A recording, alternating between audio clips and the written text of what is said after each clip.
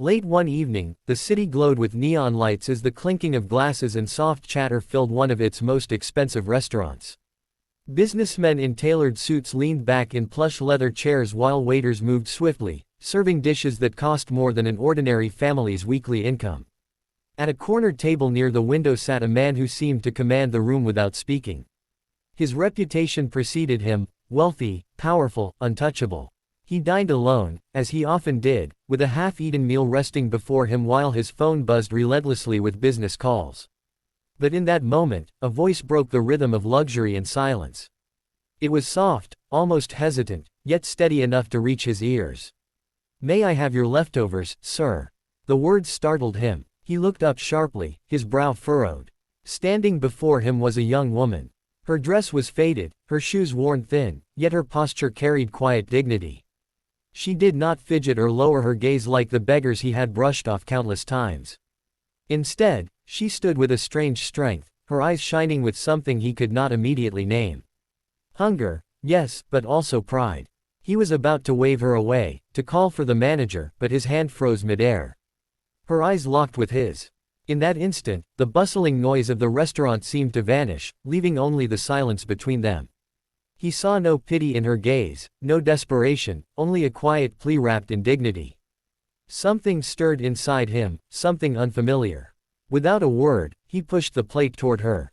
She whispered a thank you, her voice filled with sincerity, and carried the dish outside. Through the glass window, he watched as she sat on the edge of the sidewalk under the flickering street lamp. She cupped the food in her hands as though it were a treasure, eating slowly, carefully, savoring every bite. There was no greed in her, no shame, only gratitude. For a man who had built his fortune by silencing emotions and focusing only on power, the sight unsettled him. He leaned back in his chair, trying to shake it off, but the image of her lingered. That night, long after he had left the restaurant, he lay awake in his penthouse, staring at the city skyline. The woman's voice echoed in his mind. The way she had spoken, not begging, not demanding, just asking with humility, struck him like a whisper he could not ignore. Her eyes, her fragile hands, the way she carried herself with quiet strength despite her circumstances, it all stayed with him. He had given away scraps without thought before, but this was different. This time, the act did not end with the food being handed over. Something inside him felt cracked open. By morning, he was restless. His assistant arrived with his daily schedule, but he found himself distracted. He sipped his coffee and stared out the window, replaying the encounter. Why couldn't he forget her? She was just a poor woman, hungry and desperate, or was she? No, she wasn't like the others he had dismissed on the streets. There was something about her that unsettled him in ways he couldn't explain.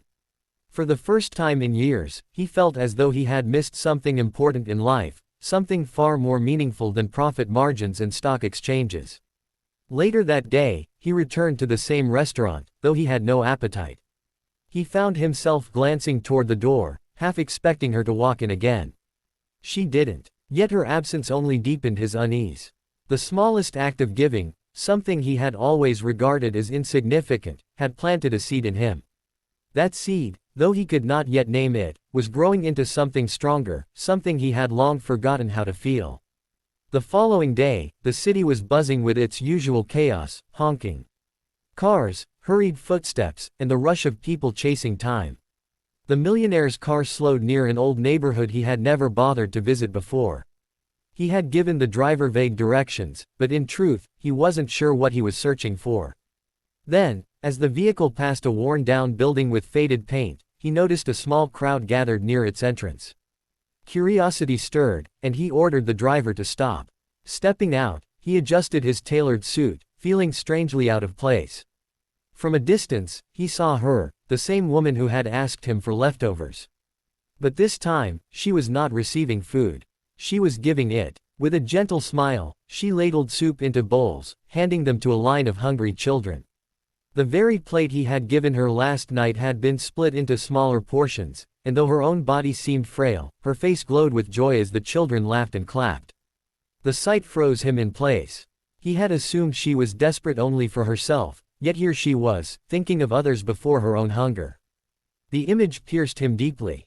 He had lived his life surrounded by abundance, never once pausing to think beyond his own needs or his empire.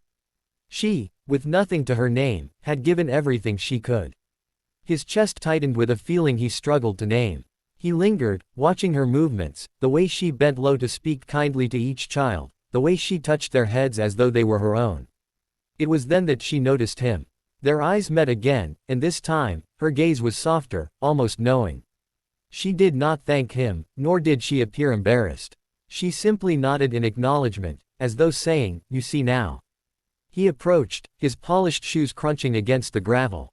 "You used that food," he began, his voice unsteady, "not for yourself." She smiled faintly. "Hunger is easier to bear when others are fed first." Her words sank into him like stones in water, rippling through layers of his guarded soul. For a moment, he forgot his wealth, his title, his world. All that mattered was the simplicity of her truth. "I could help you," he offered quickly, almost defensively, pulling out his wallet. But she shook her head, raising her hand gently. "I don't want your money. If you wish to help, then sit with us. Share our meal." The suggestion stunned him. "Sit here, among the ragged children with their dirt-streaked faces and torn clothes."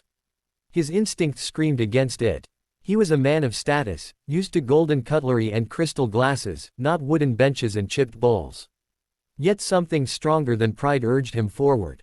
He lowered himself onto the bench, and a bowl of soup was placed in front of him. The children stared at him curiously, giggling at the sight of a man in such fine clothes sitting among them. At first, he felt out of place, stiff, uncomfortable. But as the meal went on, their laughter filled the air, and slowly, the heaviness inside him began to fade. He found himself smiling, something genuine, something rare. That evening, when the meal was done and the children scattered, he lingered. She sat across from him, her hands folded neatly. "You see," she said softly, "true wealth is not measured by what we keep locked away, but by what we share with those who have nothing." Her words echoed inside him long after he left. That night, in the silence of his penthouse, he looked at his reflection in the glass wall overlooking the glittering city. For years, he had thought himself rich, but for the first time, he wondered if he had ever truly lived. The days that followed were unlike anything he had ever experienced. For years, his schedule had been dictated by board meetings, profit margins, and the relentless pursuit of power. But now, his mind wandered to the little shelter with its cracked walls and smiling children. He visited often, sometimes bringing food, other times just watching from a distance, unsure why he kept returning. His business partners began to notice the change. They mocked him behind closed doors, whispering that he was losing focus, that compassion was nothing but weakness. Old friends laughed outright, reminding him that empires were built on steel and strategy, not on feeding beggars. For the first time, their words shook him. He had always been unmoved by criticism, but now he found himself torn between two worlds. The world he had built, one of ruthless ambition, and this new world that had opened before him, one that made him feel strangely alive. Late one night, sitting alone in his office surrounded by documents and contracts, he stared at the numbers on the page and realized they meant nothing compared to the sound of children's laughter at the shelter. He began to act quietly. Without telling anyone, he arranged for supplies to be delivered to the shelter. Food, medicine, blankets, things they desperately needed. The deliveries arrived anonymously, but when the children cheered at the sight of warm meals and new clothes, his heart swelled in a way no business victory had ever managed. He told no one about his involvement, not even the young woman, because it wasn't about recognition anymore. It was about the feeling of giving, the discovery of something greater than himself. One evening, when he visited again, the children rushed to him, pulling at his hands, urging him to join their games. Their laughter was infectious, and for once he let go of his stiffness, chasing them through the courtyard like he was a child himself. The young woman stood at the doorway, watching with a quiet smile. When he finally caught his breath and looked at her, she said softly, "You're beginning to understand. But life has a way of testing hearts that are learning to change." Weeks later, the young woman collapsed while serving at the shelter. Her body, worn from exhaustion and years of neglect, had reached its limit. Panic rippled through the children, and for the first time, he felt fear, not for his wealth, not for his empire, but for her.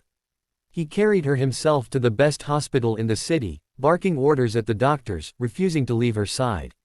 Hours later, she stirred weakly, her voice barely above a whisper. I only wanted to feed them, she said, her eyes shimmering with tears. Not myself. His throat tightened, and for the first time in years, tears burned his eyes. He took her frail hand in his and whispered back, and I only wanted to build empires. But you've built something greater than I ever could. When she recovered, he made a promise, not just to her, but to himself. He would not let her carry this burden alone. He used his wealth and influence to build a foundation in her name, transforming the small shelter into a thriving center that fed thousands each day. Schools were opened, clinics established, and children who once starved now dreamed of brighter futures. At the inauguration, as children ran around with full stomachs and joyful hearts, he stood beside her. Reporters tried to frame him as the savior, but he pointed to her and said, "The miracle was never mine. It was hers. She taught me that wealth is meaningless unless it is shared. The miracle was not in the food, nor the shelter, nor even the foundation. The true miracle was in the transformation of his heart. The man who once measured life in profits now measured it in smiles, and all of it began with a single, humble question, 'May I have your leftovers, sir?'"